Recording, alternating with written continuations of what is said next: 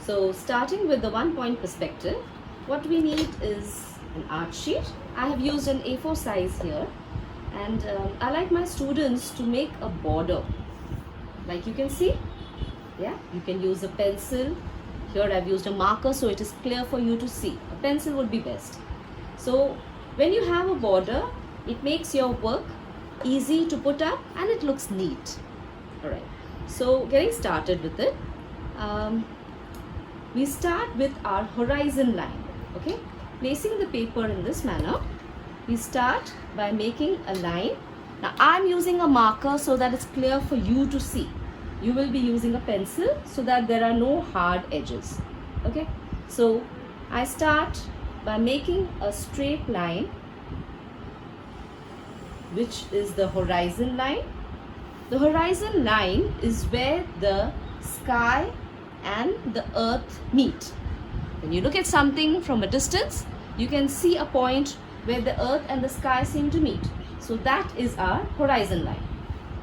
On this horizon line, I can choose to place my center point for my 1 point perspective.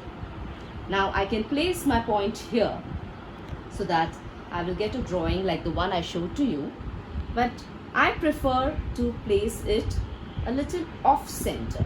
So this is my point. Using this point on the horizon line, I will make lines or guidelines for the lines or rows of tulips that you can see in the picture that I had shown you. Okay, so you will use a pencil. You can use a 2B or 4B pencil. Remember to keep it light because you will be coloring over it and I don't want those lines to be seen later on. I am using a marker so that it is clear for you to see. So using this point, I am going to start making lines. Touching that point, the lines will continue all around in the portion showing the land, not in the sky. Okay, so can you see that? Okay, the same point, one edge of my scale remains on that same point. I just shift the lower portion and I continue to make lines. See, my scale remains on that point, only the bottom portion changes, and I continue to make lines like these, which are also radiating lines or lines going away from the center. So my center is that point and my lines are going away from the center, creating my view. Can you see the view has started to form? Now just to make it convenient, I am shifting it the other way around. Can you see? My point is the same. It's the lines which are going away from it. This point remains the same and there are lines going away from it. When I'm coming to the edge of it, I'm reducing the size of my lines because that's what happens when you see a perspective. The lines in the distance get very close. Now, if you can see, all these lines are meeting at one point, which is the basic of 1 point perspective. Alright, now again you will be using a pencil and I'm using a marker just so that it is clear for you. There are certain images which I'm going to draw in this much area which will be in dark. It will be called the silhouette. Now, do you understand what a silhouette is? I will explain to you what a silhouette is later on. Okay, so you can use a darker pencil. First use a lighter pencil to make your outlines and then you can correct it if something is wrong. Did you see the windmills that I had made earlier? That I had shown you in the picture earlier? So I'm going to be making a windmill.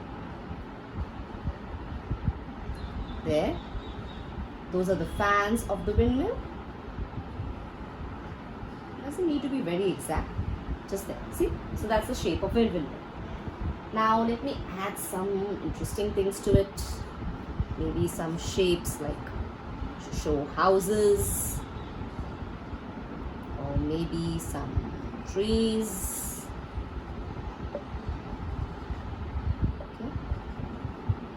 Maybe a large house or a barn for storage. Okay. Like the shape of trees, so I'm going to add some more trees. Okay, now a little more on this side, maybe some trees, some small house shapes, maybe a barn, something, maybe some more trees. Okay, so now if you will see, your picture is getting more clear. Okay, so in the distance on the horizon line, I can see my windmill, I can see some houses, some trees, and then radiating or coming out from there are my fields of tulips. Now, to make a difference between the sky and the garden or the fields, I'm adding one more silhouette line. You will make it lightly, I'm making it darker so that it is easy for you to see. I'm making a line to denote the difference between this area and that area. And there, we are done with the basic drawing of our one-point perspective. Now we start coloring this picture so that it really comes to life. Now, as I told you, these small houses, the windmill, all these are silhouette. Silhouette is when you see some object or shape against the light. It looks flat and it looks without color. Alright, so that's what I'm going to do. I'm going to make this into a silhouette. You can also use a marker in this area, or you can use a pencil. So just completely fill out all the shapes that you have made in the background.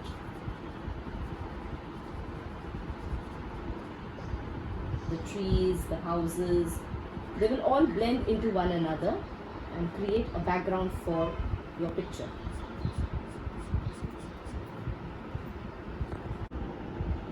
Okay, so to color this picture, we're going to be using oil pastels.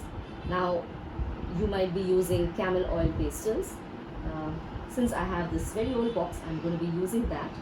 I tend to use little pieces, or over a period of time when I use crayons or oil pastels, they tend to break off into smaller sizes. So I prefer to use the smaller sizes. Okay, so now you can see my silhouette is complete. All the houses, the shapes, the trees, they are completely in black.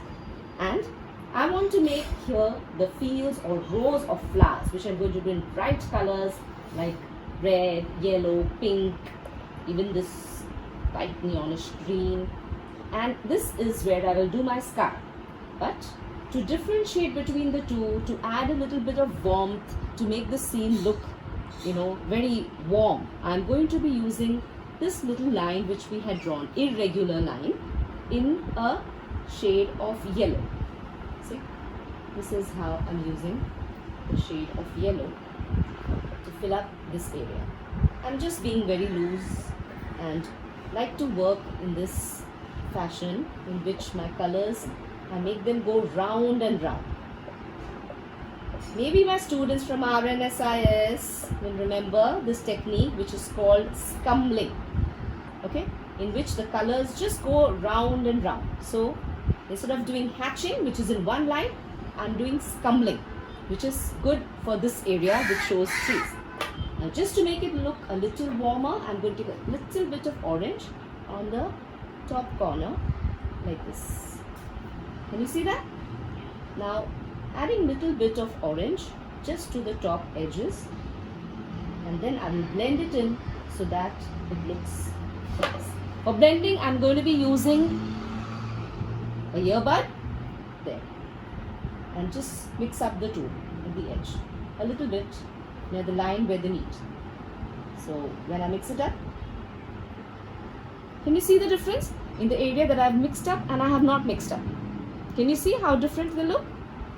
Okay, just go very lightly over the line between the yellow and the orange, slightly, and that gives me a nice warm feeling. Next, I'm going to be doing the sky. In my sky, maybe I would like to leave out some clouds. So I'm going to make some shapes of clouds and leave it out. There, I'm going to be using blue, and the broken piece helps because it will help me to work faster. So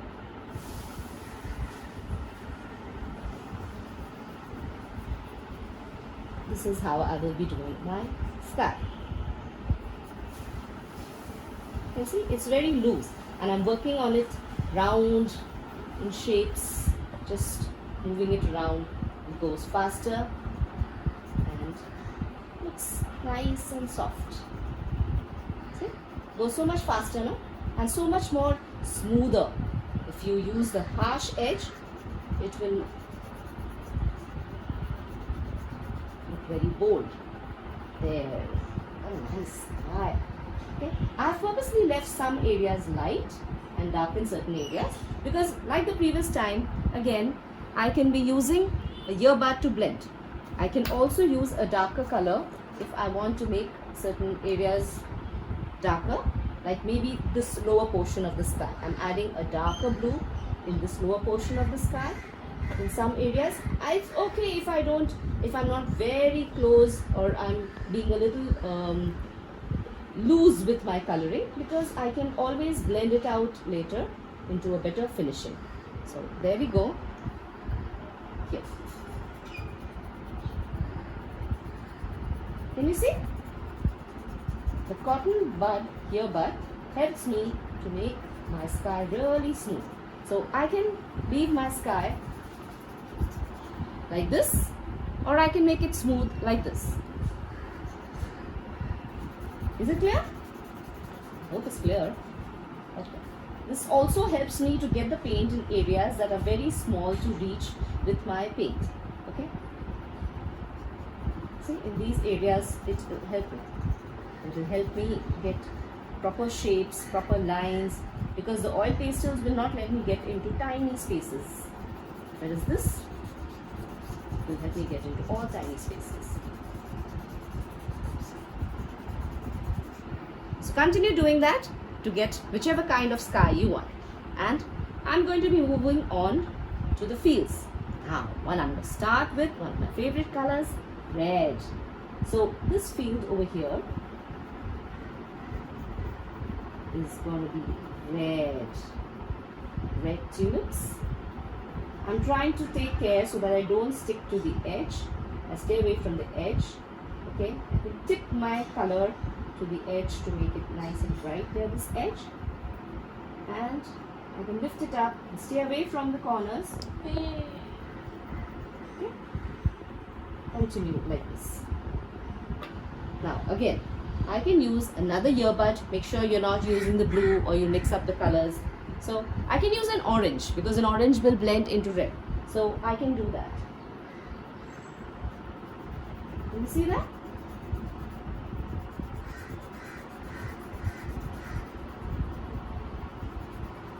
In this manner, I will get absolutely smooth rows of color.